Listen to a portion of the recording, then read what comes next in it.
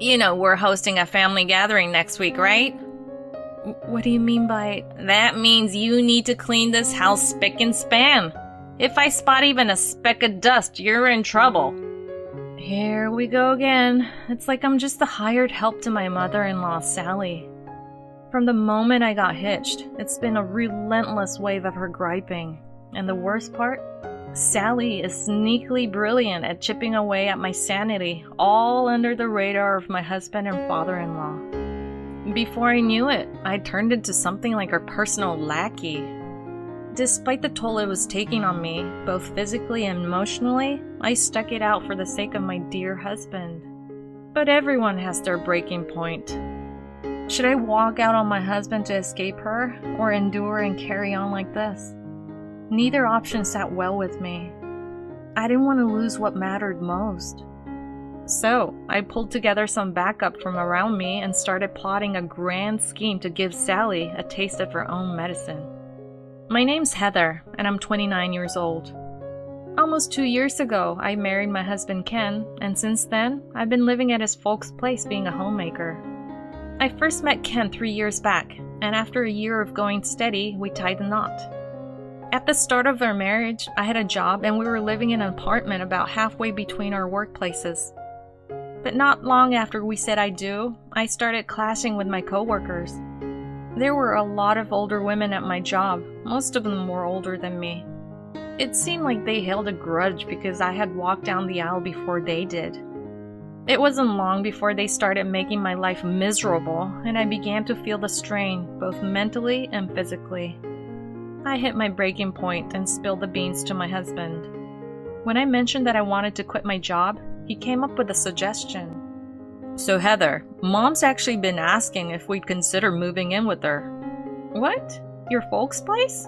Yeah, it sounds like she's having some health issues lately, and Dad's not getting any younger. They'd feel more at ease with someone younger around. Oh, I see. That makes sense. Your family does live in an area with quite a few older people. Yeah, that's true. I've been pretty worried about them, to tell you the truth, he said with a troubled smile. He was probably concerned about his aging parents. I heard they had him pretty late in life, so they must be pushing 70 by now. His worries about them made sense. Plus, being an only child, he must have been their pride and joy. He's the kind of guy who regularly checks in with his mom just to see how she's doing. So they asked him if we'd consider living with them. If I were in his shoes, I'd probably want to move in with them too. So I was thinking, if you're cool with it, what if you quit your job and we move in with my parents? Wait, I can really quit my job? Absolutely. Honestly, we can live just fine on my income. And if we're at my folks' place, we won't have to worry about rent. We just chip in for living expenses.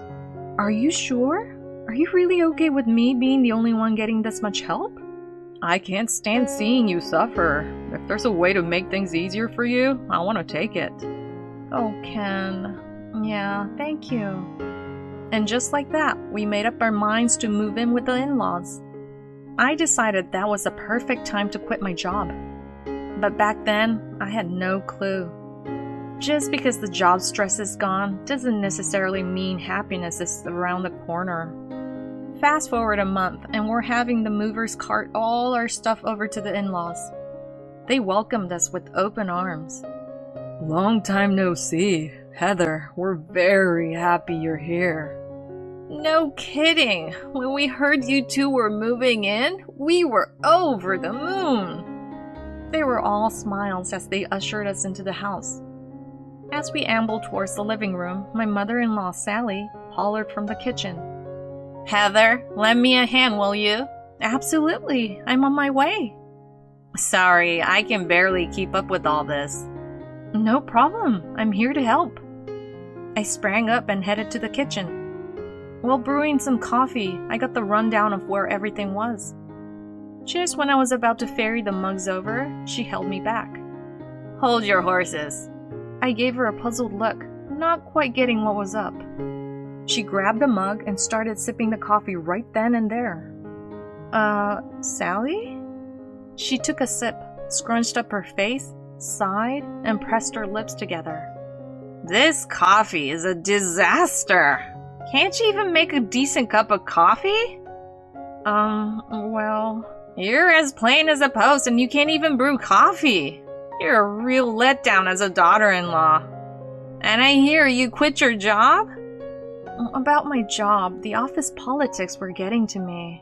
You threw in the towel over something so petty.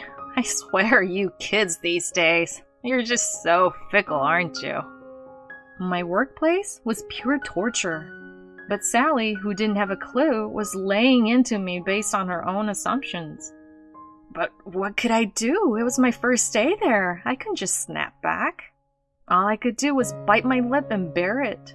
She heaved another sigh, tipped the contents of her coffee mug into the sink, and said, forget it. I'll redo it. You just grab those cakes over there. And just so we're clear, hands off. You're the dud daughter-in-law, remember? I did as I was told. From then on, Sally was all sweetness and light whenever Ken or my father-in-law were around. The sniping started from day one of our cohabitation. Since I was jobless, I was stuck at home during the day. Basically, I was under house arrest, only allowed out for groceries. Clean up properly! Look, there's hair all over! Who taught you to hang laundry like that? Do it right! Your food tastes like cardboard. I can't believe you're serving my son this slop. Day by day, her acid remarks were chipping away at me. One evening, I thought about bringing it up with my husband. Before turning in, I broached the subject. Ken, listen. When I said his name, he beamed at me. Heather, I can't thank you enough. You've been keeping my mom company during the day, right? What?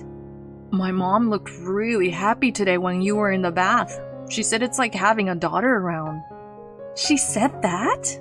Yeah, totally. You know my dad is always out hitting the links, right? She was home alone all day, so having you here is a load off her mind. He gave my hand a gentle squeeze and smiled, saying, I mean it. Thank you. The moment I saw his face, I was at a loss for words. What should I do now? I had just about mustered the courage to talk to him about Sally when he caught me off guard with his words. The last thing I wanted was to stir the pot in my husband's family because of me. Given the situation, I felt I had no choice but to suck it up. When I met his gaze with a strained smile, he looked back at me, worry etched all over his face. Oh, my bad. You were about to say something earlier. What's up? I couldn't bring myself to spill the beans and ended up playing it off like it was no big deal. A year flew by since we moved in with my in-laws, and Sally's relentless torment didn't let up. My spirit was scraping bottom, but I held on for the sake of my dear husband. Recently, Sally's tongue leashings grew over the top and she began piling on absurd demands.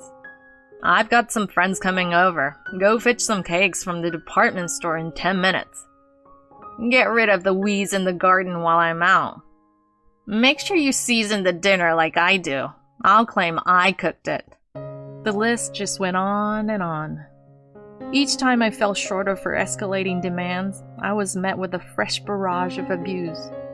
I was teetering on the edge. One day, as I was tidying up the garden following her orders, Sally barked from the inside the house. Hey! I found her smirking as I approached. You know we're hosting a family gathering next week, right? What do you mean by... That means you need to clean this house spick and span. If I spot even a speck of dust, you're in trouble. Hold on, even a speck of dust? That's just not possible. Excuse me? How dare you answer back, you incompetent daughter-in-law? If you refuse, you'll be saying goodbye to Ken.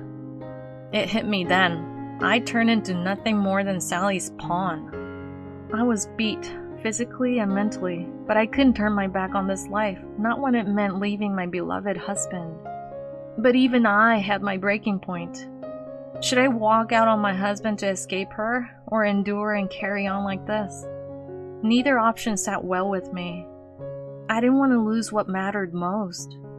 Once I was sure of my feelings, a wave of pent-up anger towards Sally surged within me. I didn't give a damn about the consequences anymore. I was done dancing to her tune. I locked eyes with Sally and made my stand. Fine, I'll get this house cleaned up. Oh, isn't that something? I wish you showed this much enthusiasm all the time. This time, I'll make sure not to let you down. Well, I'll be expecting good results, but don't forget, failure won't be forgiven.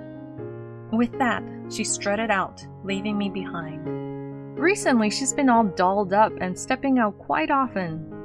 She dumps all the chores on me and heads out. It used to irk me, but now I found it almost comforting.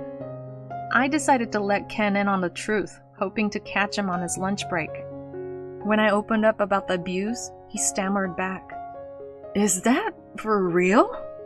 As I nodded, he let me in on a bombshell. Actually, my dad spilled the beans yesterday. Apparently, my mom is having an affair. What? Your mom is cheating? Dad's been frequenting a detective agency instead of hitting the golf course. He's gathering proof of her affair. They're even mulling over a divorce. What? I can't believe it's come to this! I was at a loss about how to break this to you, but I guess it worked itself out. Mom mentioned she'd be late today, so let's sit down with Dad later. Just the three of us. Who would have thought Sally was messing around on the side? But this could be a game changer in my favor. The odds of my plan succeeding just shot up. I had a big-time plan cooking, and I absolutely needed the aid of my father-in-law Scott and my husband. As Ken and Scott walked through the door, I spilled all the beans about Sally's mean streak. Scott was fired up, hollering, "That's unforgivable!" But I cooled him down and explained my game plan. Scott, I want to give Sally a taste of her own medicine. You in? Absolutely, but what's the big idea? As I spilled my plan, Scott and Ken were all ears, trading looks to check each other's take. But they were quick to give the thumbs up, looking back at me. Heather, it's a tall order, but count us in. We're backing your plan all the way. Yeah, you can count me in too. Scott, Ken, you guys are the best.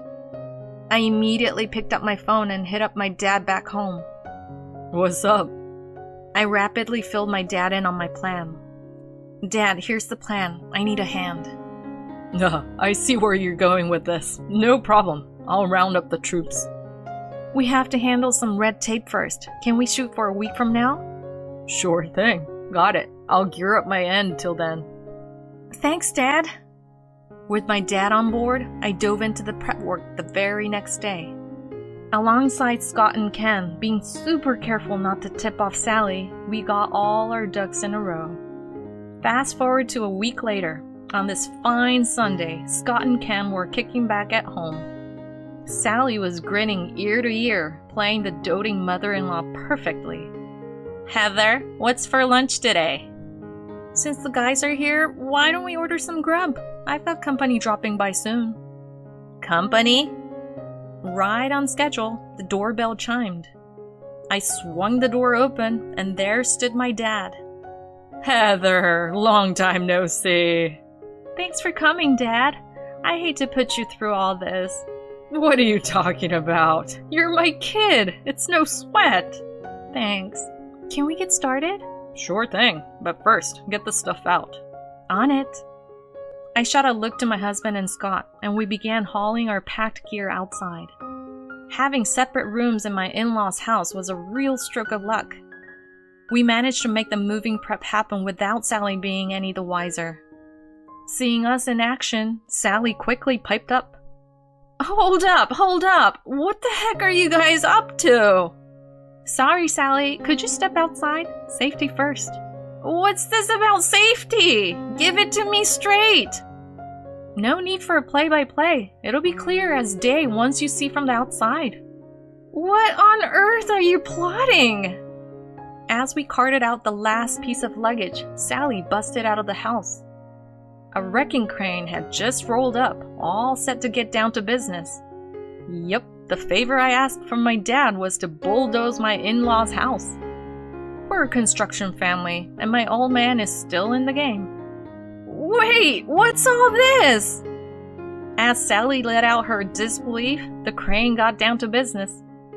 Watching the scene, she went white as a sheet. Oh, our house! This is your doing, Heather! You think you can pull this off? As she raged at me, yanking at my collar, I just gave her a sweet smile. My doing? That's mean. Just a heads up, your hubby and your son are on board with this. Wait, what? There's no way! They're part of this? Believe it or not, Scott's even got divorce papers ready. Say what? Well, you've been playing the field, haven't you? Sweat was trickling down Sally's forehead as she stumbled backward, her mouth hanging open. The knockout punch came from Scott himself. You've been living high on the hog with my cash and supporting another guy. On top of that, you've been giving Heather hell. When will you hit rock bottom? That's not it, honey. I didn't mean... We've gathered all the evidence we need. Divorce is in the cards. I'll reclaim all the dough you've blown, including damages for me and Heather. If you won't agree to the divorce, I'm ready to take this to court. Brace yourself. No! Sally's piercing scream echoed against the rumble of the machinery. No one was there to comfort her. Eventually, my in-laws split up. The three of us relocated to a monthly rental that we had set up in advance. With nowhere to live and no money to her name, Sally apparently moved in with her brother and his wife. But she's never been on good terms with them, so they're treating her like a maid. While working a part-time gig to scrape by and paying us damages, she's at the mercy of her sister-in-law's bullying. Karma's a beast, isn't it? She could use a bit of self-reflection. Meanwhile, after moving out of the monthly rental, we settled into a different apartment. I found a part-time job at a local bakery, and I'm living the dream without any stress. Scott's planning to stick with us. If I hadn't come clean to my husband back then, if Scott hadn't stood by me, things might not have panned out so well. One thing I know for sure, I didn't make a wrong call. From here on out, I'm looking forward to peaceful days with Ken and Scott.